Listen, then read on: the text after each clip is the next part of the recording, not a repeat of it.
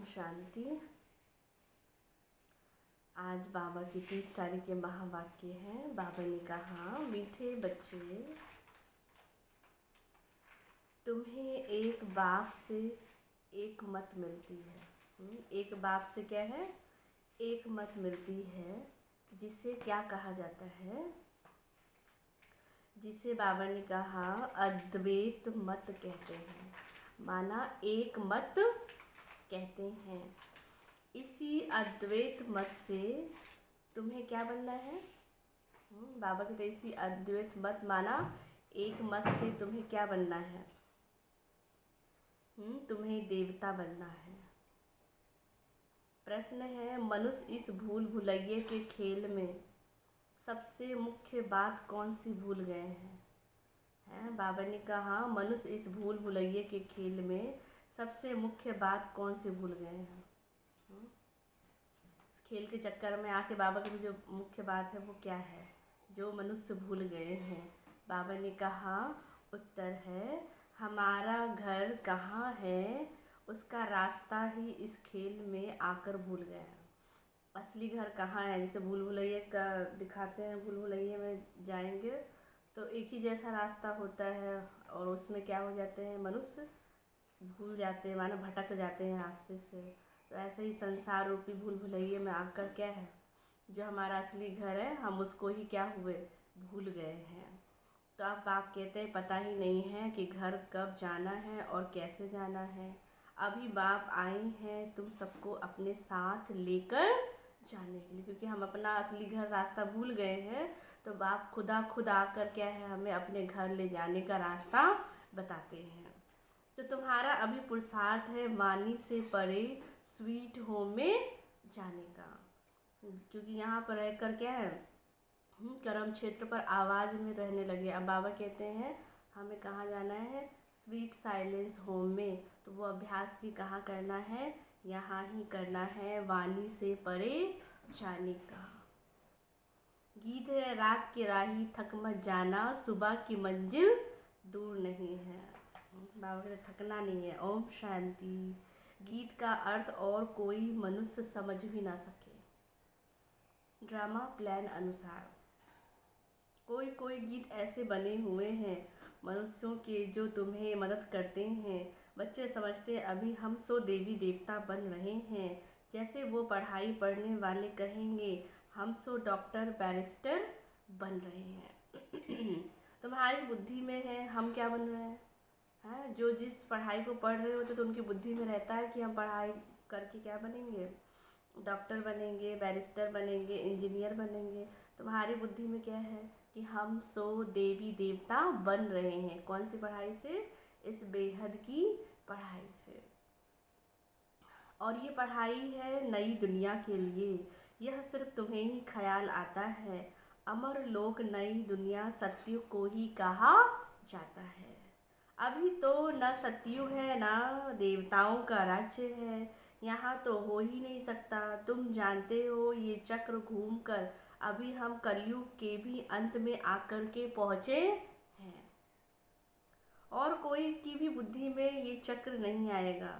वह तो सत्युग को लाखों वर्ष दे देते हैं। तुम बच्चों को ये निश्चय है कि बरोबर ये 5000 वर्ष के बाद चक्र फिरता ही रहता है। मनुष्य 84 ही जन्म लेते हैं, हिसाब है ना।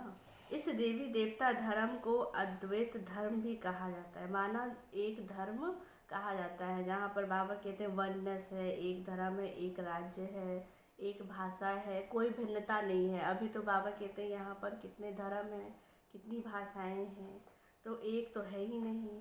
बाप आते हैं एक राज्य स्थापन करने, बाकी तो अनेक शास्त्र है, अनेक धर्म हैं। बाप कहते हैं तुम हो एक, बाकी सब है क्या है? अनेक। लेकिन जो आदि सनातन देवी देवता धर्म के हैं वो क्या है? एक है।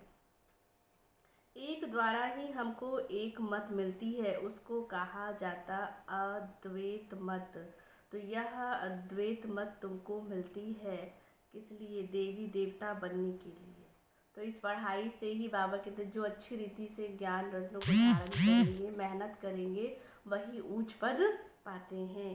देवी देवता बनने के लिए ये पढ़ाई है ना। इसीलिए बाप को ज्ञान का सागर कहा जाता है, नॉलेजफुल कहा जाता है। बच्चे समझते हैं हमको भगवान पढ़ाते हैं नई दुनिया के लिए।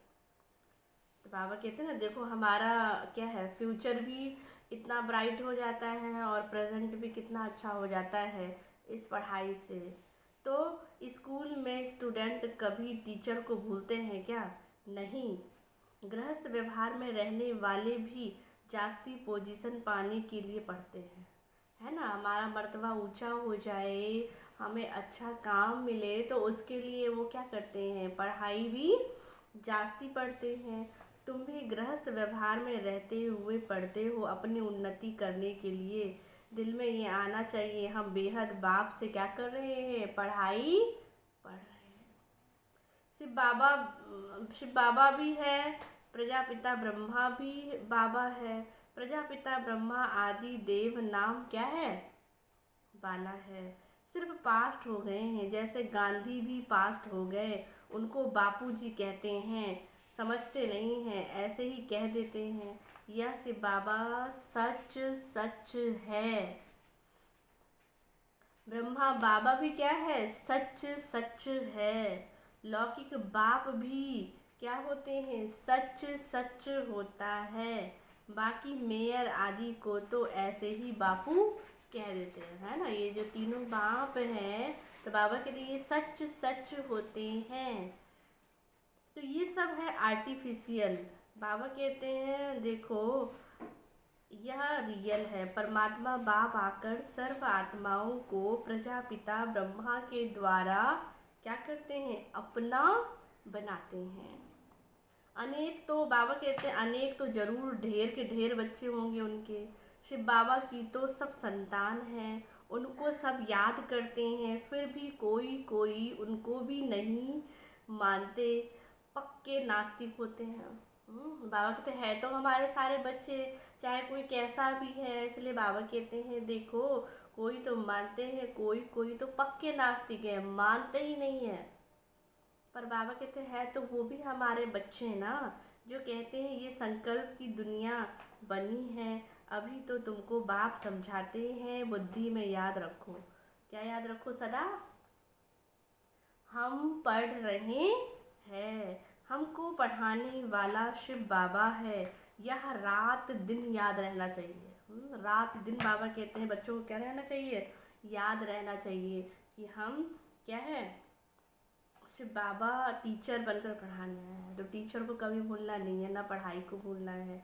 यही माया घड़ी घड़ी भुला देती है।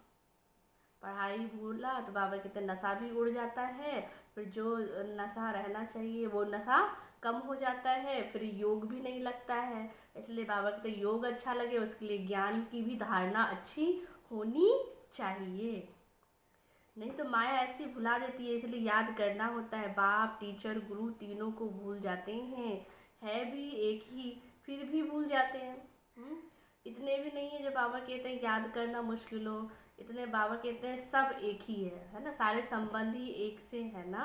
रावण के साथ तुम्हारी लड़ाई है। बाप कहते हैं हे आत्माएं, तुम तो सतो प्रधान थी, अभी तमो प्रधान बनी हो। जब शांति धाम में थे तो क्या थी, पवित्र थी।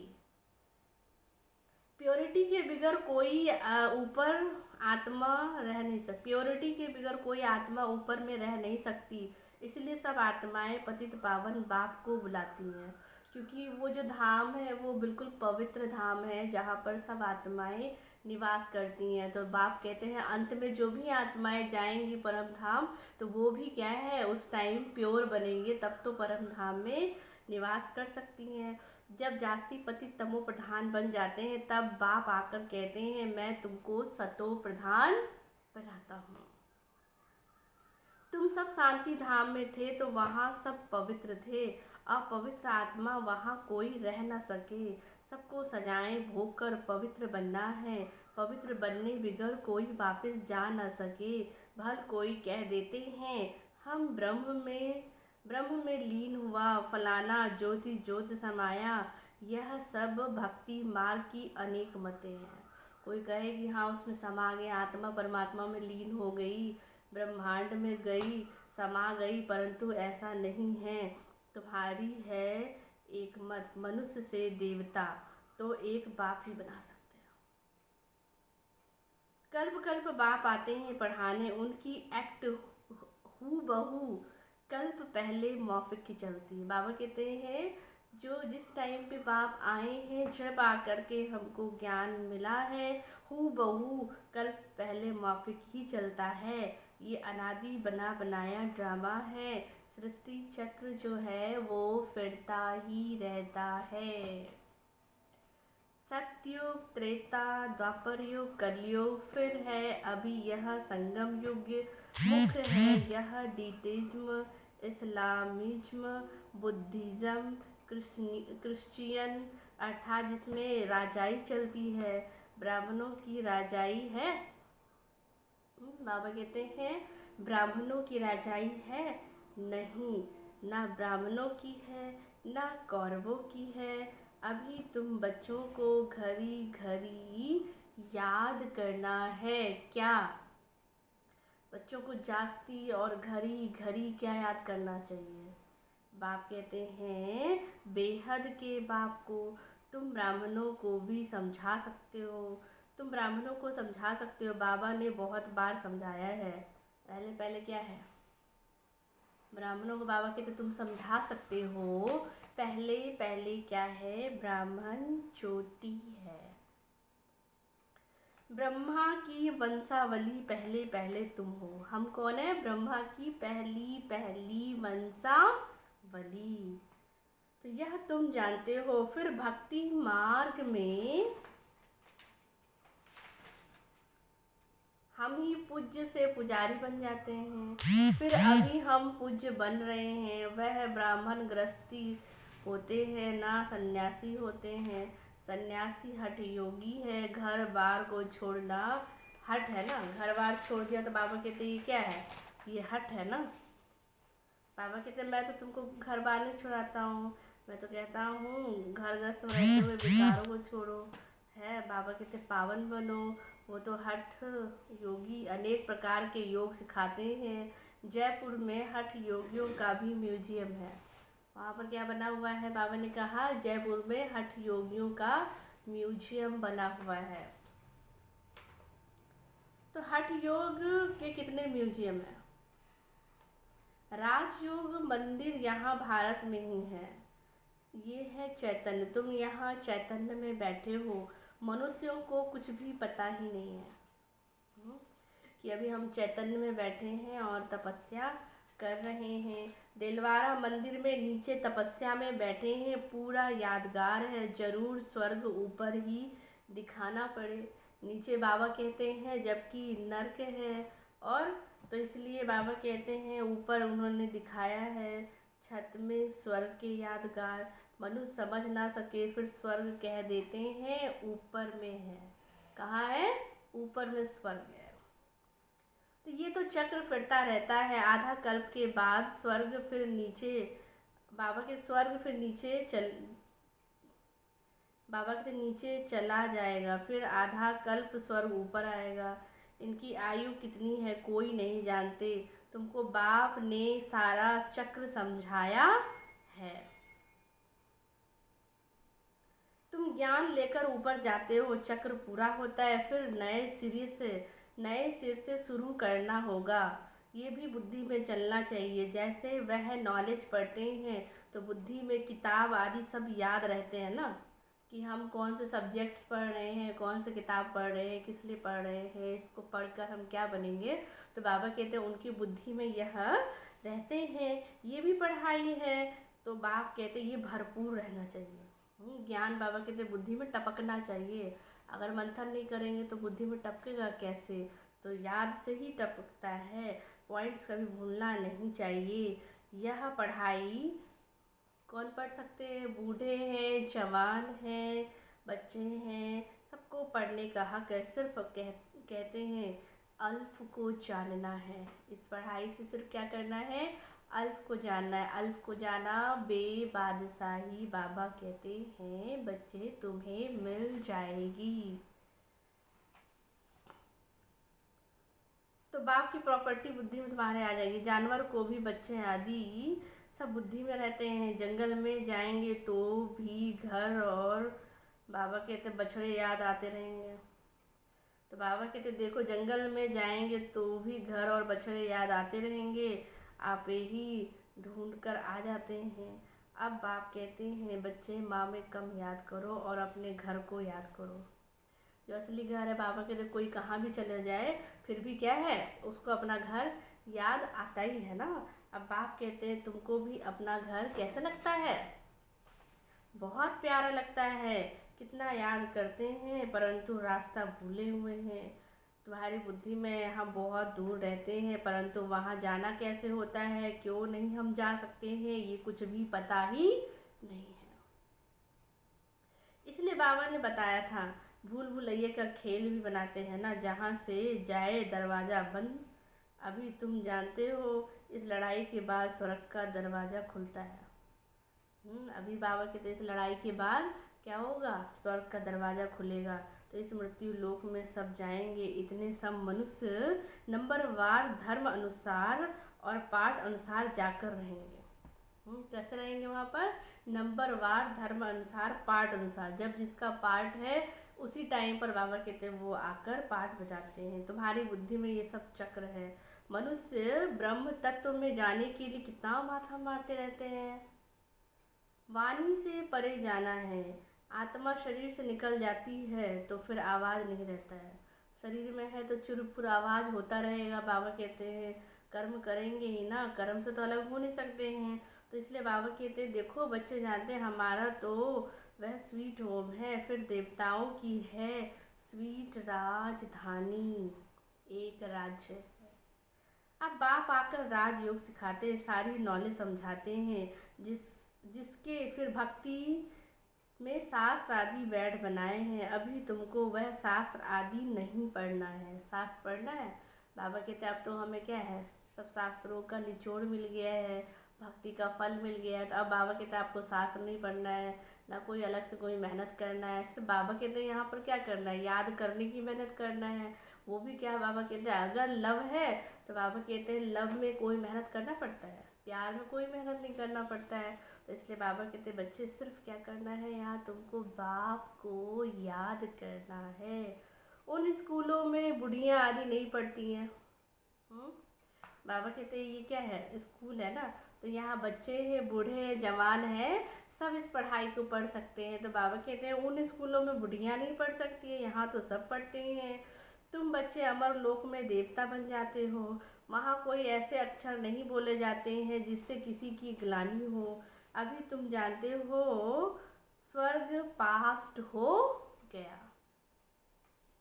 उनकी महिमा है, कितने मंदिर बनाते हैं, उनसे पूछो ये लक्ष्मी नारायण कब होकर गए हैं।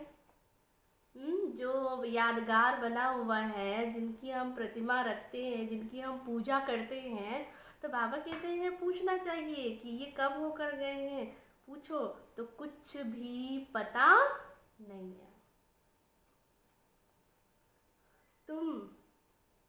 तुम जानते हो हमको अपने घर जाना है, बच्चों को समझाया है ओम का अर्थ अलग है और सो हम का अर्थ अलग है, हम सो हम का अर्थ अलग है। उन्होंने फिर ओम सो हम सो का अर्थ एक कर दिया है ना, वो हम सो क्या है, आत्मा सो परमात्मा एक कर दिया है। बाबा कहते हैं देखो तुम आत्मा शांति में रहने वाली हो, फिर आती हो पाठ बजाने। देवता क्षत्रिय वैश्य शूद्र है। बाबा कहते हैं हम सो क्या है, देवता है, क्षत्रिय है, वैश्य है, शूद्र है। तो बाबा ने हम सो का अर्थ बताया है कि हम ही सो देवी देवता है, फिर क्षत्रिय वैश्य शूद्र बनते हैं। ओम अर्थात हम आत्मा, कितना फ़र्क है, वह फिर दोनों को एक कर देते हैं।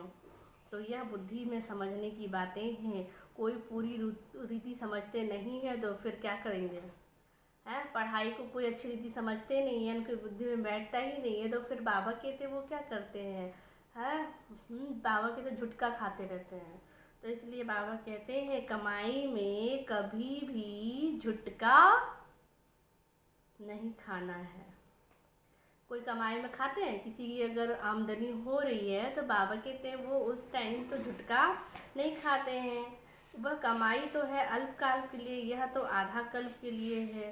परंतु बुद्धि और तरफ क्या होती रहती है, भटकती रहती है। तो फिर थक जाते हैं, उबासी देते रहते हैं। तुमको आंखें बंद करके नहीं बैठना चाहिए। जब बैठते हो याद करने बाबा की, तो उस टाइम बाबा कहते हैं आपको आंखें खोल कर बैठना चाहिए।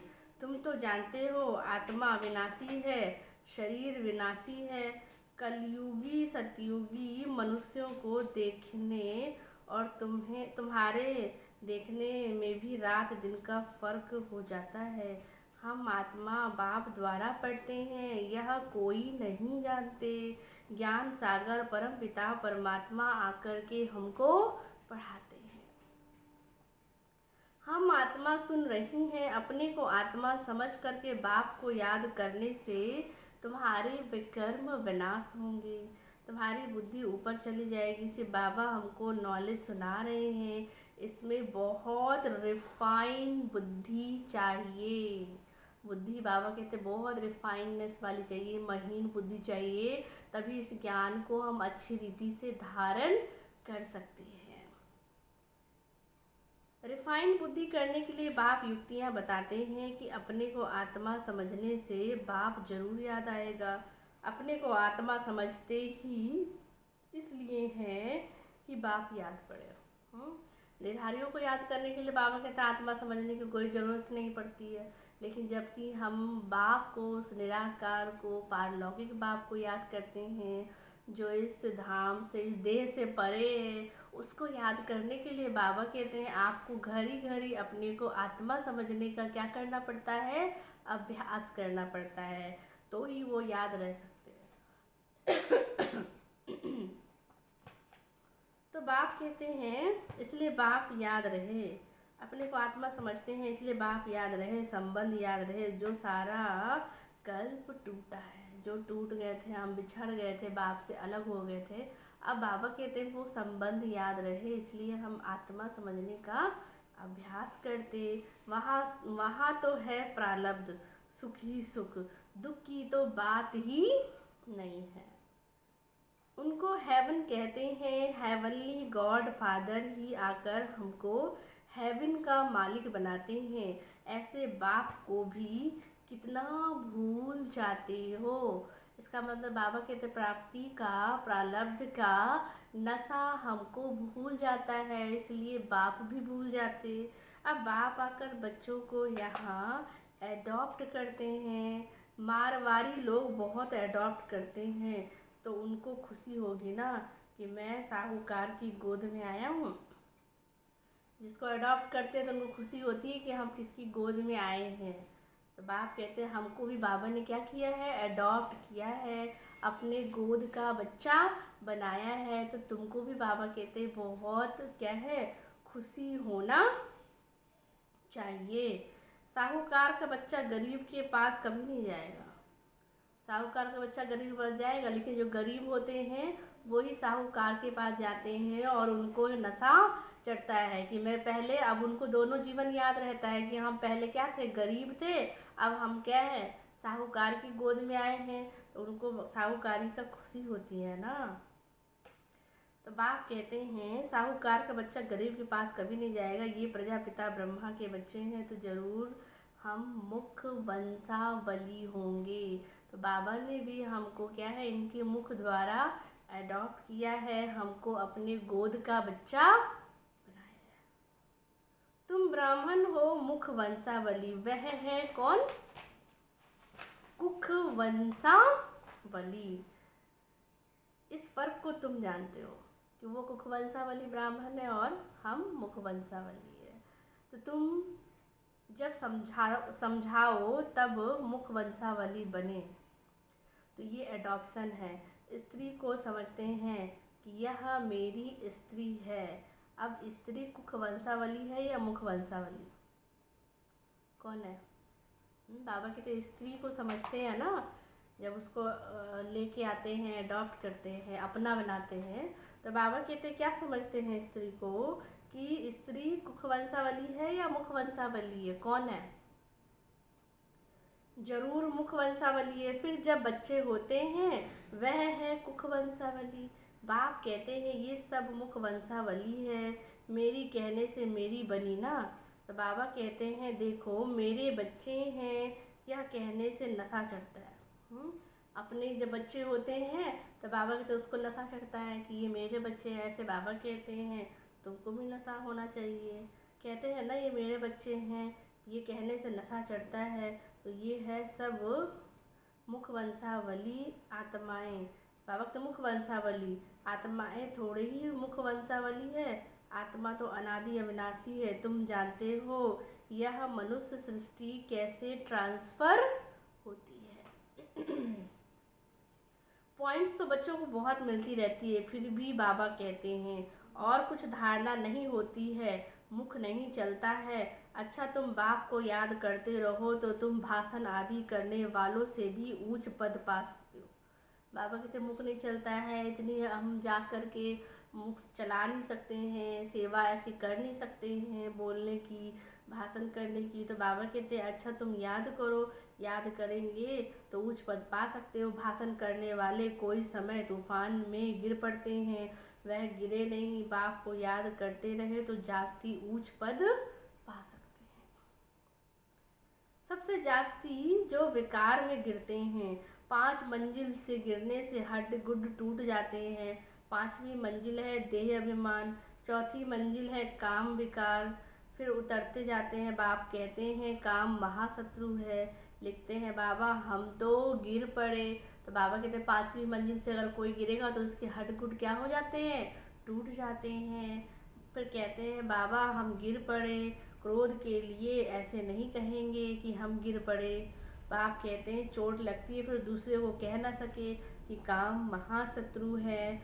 इसलिए गीता में भी है ना लिखा, काम क्या है, महाशत्रु है, इसको जीतो तो जगत जीत विश्व के मालिक बन सकते हैं। बाबा बार बार समझाते हैं क्रिमिनल आँखों की बहुत संभाल करनी है। सतयुग में ऐसी कोई नंगन होने की बात ही नहीं है, क्रिमिनल आई होती ही नहीं है, सिविल आई हो जाती है। वह है सिविलियन राज्य, सिविल राज्य। इस समय है क्रिमिनल दुनिया। अभी तुम्हारी आत्मा को सिविलाइज्ड मिलती है। बाबा कहते हैं सिविल बन जाते हैं ना। तो अब आप कहते हैं जो 21 जन्म काम देती है। इस पढ़ाई से बाबा कहते हैं सिविलाइज्ड बन जाते, वो भी पूरे 21 जन्म के लिए। वहाँ कोई क्रिमिनल नहीं बनते। अब मुख्य बात बाप समझाते हैं क्या? क्या समझाते होंगे? बाप को याद करो और 84 के चक्र को याद करो। ये भी वंडर है जो श्री नारायण है वही अंत में आकर भाग्यशाली रथ बनते। जो श्री नारायण है वही जाकर अंत में क्या बनते हैं, शिव बाबा का भाग्यशाली रथ।